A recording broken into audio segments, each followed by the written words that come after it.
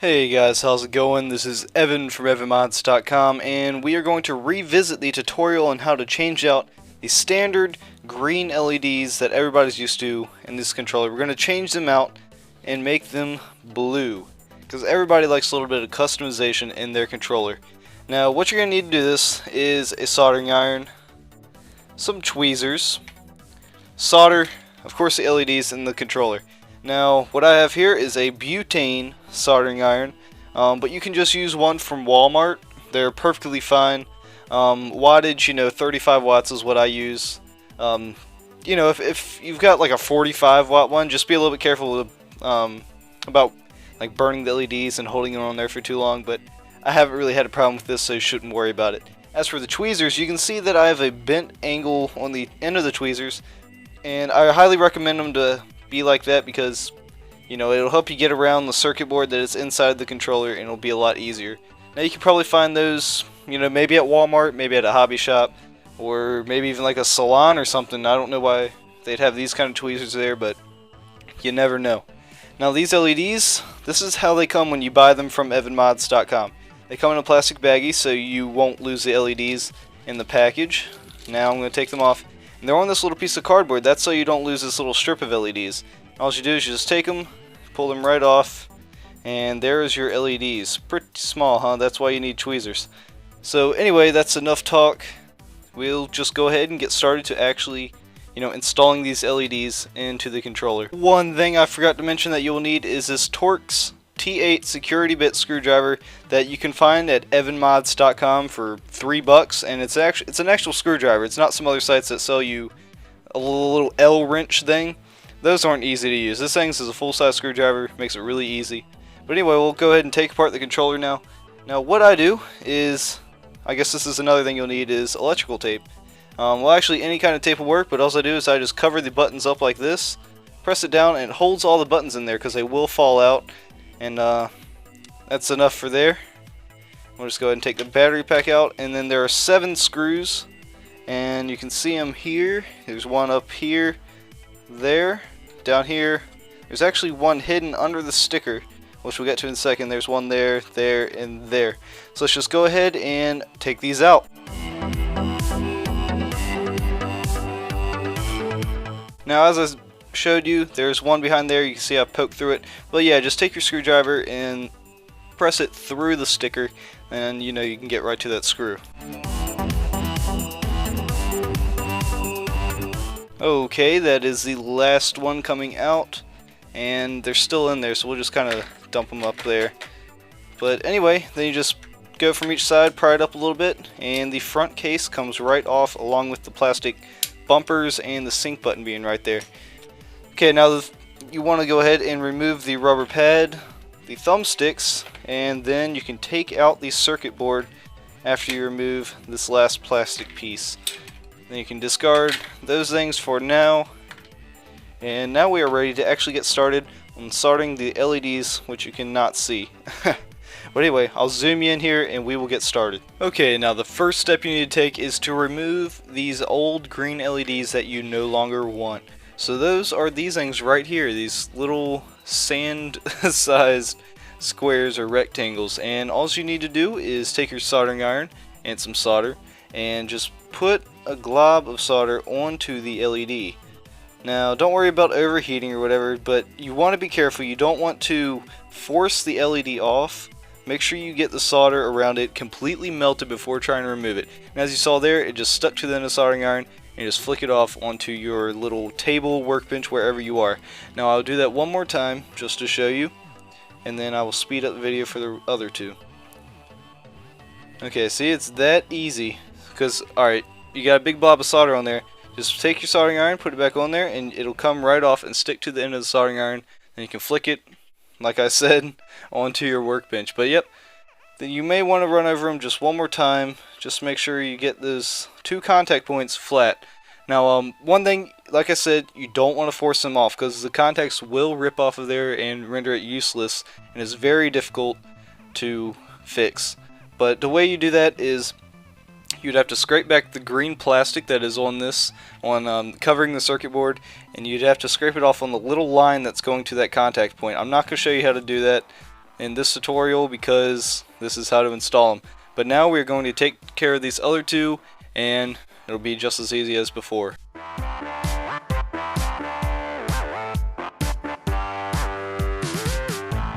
Alright, there we go. We have them off, and as you can see, we are left with the 4 contact points where the other LEDs used to be, and we can go on to installing the new strip of LEDs that we have here. Now, as you can see, there's actually 5 included out of the 4 that you need for the controller. That is in case you lose one because they are so small. So anyway, we'll go ahead and get into these, and how I do that is I just take my tweezers and you just peel back the plastic that is covering the LEDs, and I'll try to show you that on camera. Somewhat difficult though while being up close, but let's see. Yep, and then we can just peel it back, and you get the idea. There we go, we've got 2 LEDs ready to go. We'll just dump them right onto the circuit board and make sure not to lose them. There's one right there, and the other one is down here by these little points. Now, one thing you do have to pay attention to is how you face the LEDs, because it does matter. Now, as you can see on the circuit board, there are some white lines at the top of the contact points. That is the way that you have to face LEDs. Now, there are marks on the bottoms of the LEDs themselves that tell you which way to face them, and it's different for some, so I will show you some pictures of the different kinds and where to face them. Alright, well, this is just a plain arrow that you need to face towards the white line, so just make sure you are directing that and point towards the white line of the LED contact point. The next type is just standard contact points, but one is larger than the other one, and the one that's bigger is the one that you want to face towards the white line. Lastly, we have this kind that just has a line going through the middle, but also a little square coming off that line. Now you want to face the square towards the white line on the circuit board. Okay, well, the blue LEDs that we are installing actually have an arrow on the bottom, so that makes it really easy to tell where they're supposed to be going. Now, to start this, what you do is you have to make sure that they're flipped, of course, top side up, where the arrow or the other type of marking is facing down. So you can't really see the arrow, maybe a little bit, but we're going to face that towards the white line up here on the top.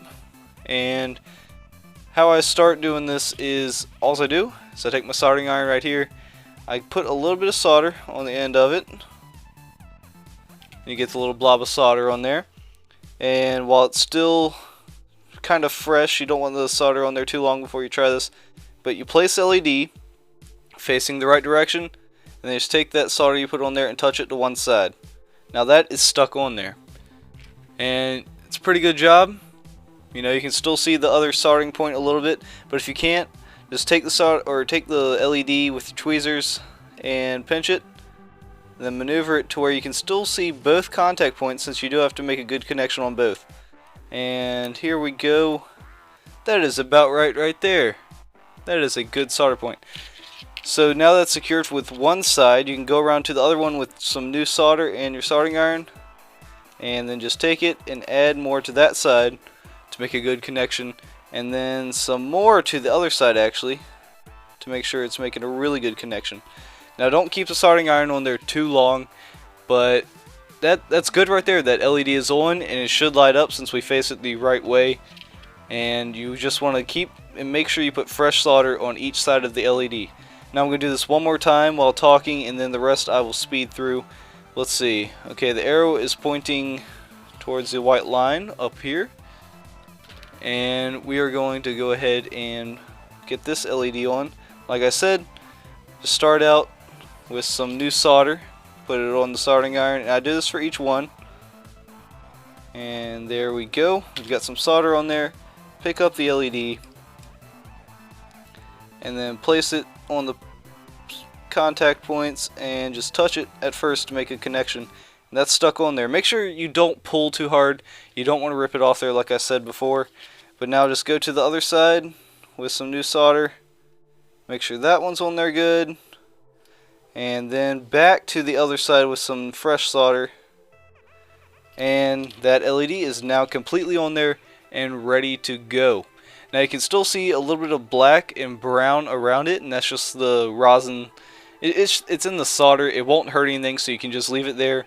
or you can take a screwdriver and just gently, it doesn't take much force, but you just kind of scrape a little bit and it'll come off, and then you can just wipe it away.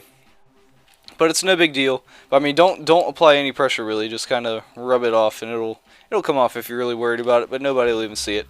So that's 2 of them, and then I'll just speed through the other 2.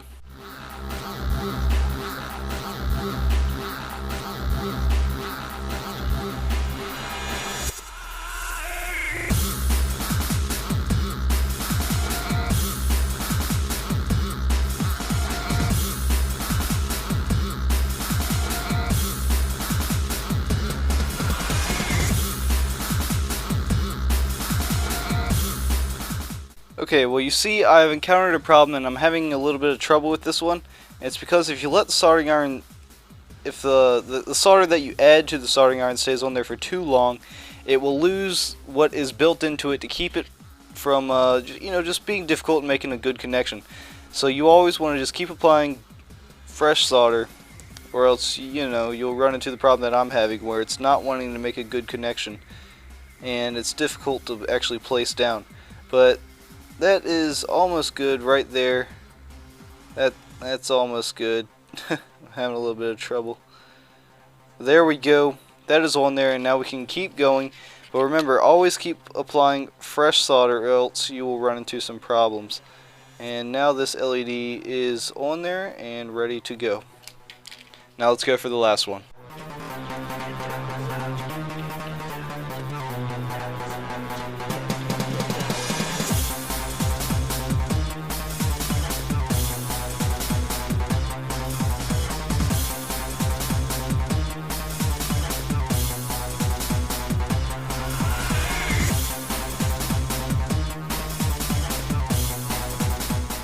Okay, well, there you go. There's all 4 LEDs installed. Now all we have to do to make sure we did it right was take the back of the case. I will zoom you out here real quick. Take the back of the case, pop in the controller, and line up everything right. Then we can put in the battery pack, and then grab the rubber pad, place it over, and hey, look! They're all installed correctly. The lighting isn't letting them show up too good, and the bottom ones look brighter, but it's simply because the top ones are kind of in the shadow. But yep, they are all installed correctly. They're all turning on. Now we can go and place everything back into the controller. So what we do is we can put down that rubber pad first. We will have to adjust that anyway. I'll zoom you out a little bit more here, and take this bottom plastic piece that goes down around the headset jack. Press that into place. Thumbsticks, those are simple, easy to put on. And now we can negotiate these. Now, my little trick to it is take your finger like this, hold it like that with your middle finger, and then take your pointer finger and just push the wires back in there and press a little motor down in there. Now we do the same on the other side, and there you go. Those are now in place and positioned pretty well, but you're still going to have to move them around a little bit to get them to go in there better. Now you want to line this up right so that your button's pressed down, so you know you got to get this set up right. And the little pin, oh, I just messed it up, but the pin over here on the right, it should be just like that, and all your buttons should work perfectly. Now when you set this down, don't press it down too much, because what you're doing is the motors in here are messing it up. So what you do is you can stick your finger in there a little bit and move them around, push them until it works, but it's a little difficult. Everything has been a little bit more difficult because I'm going around a tripod right now trying to get this to work, but we're almost there. You still have to just push the motors around a little bit, and there we go. Everything is sealing up nicely. Just make sure everything goes into place, and then you can commence and put the screws back in from before. So I'm just going to go ahead and do that, and then we will look at the final product when I'm done. Okay, well, I have a battery back in here. It is ready to test out, so let's just go ahead and turn it on. And look at that, we have our blue LEDs working perfectly, and sorry that I can't get them to show up too well. The lighting's not good, and they're really bright. Blue is awesome in these black controllers, and that is exactly how I do the LED installation for the Xbox 360 controller. So anyway, I want to thank you for watching. This has been Evan from EvanMods.com showing you how to change out the ring of light LEDs in an Xbox 360 controller. Now stay tuned and subscribe if you want to see my troubleshooting video that I will be coming out with in case you do mess up your controller and rip the contacts off. I will show a video on how to fix that and how to test your controller along the way to make it easier to know if you have them installed correctly. So once again, I want to say thank you, and I will see you guys later.